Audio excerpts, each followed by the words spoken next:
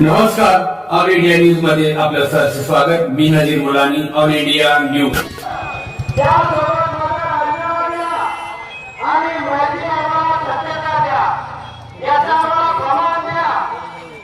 आमच्या तालुक्यामध्ये बॅलेट पेपरवरती निवडणुका घ्या, परंतु 10 महिने बॅलेट पेपरवर मतदान घेऊया.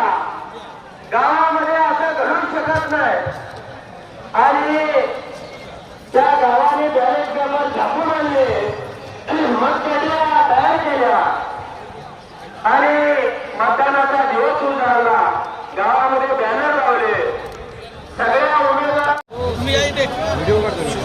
या सत्तेच्या वर्षामध्ये महाराष्ट्राच्या कानाकोपऱ्यातून आलेले सर्वपक्षीय कार्यकर्ते पदाधिकारी सर्वांनी महाराष्ट्रामध्ये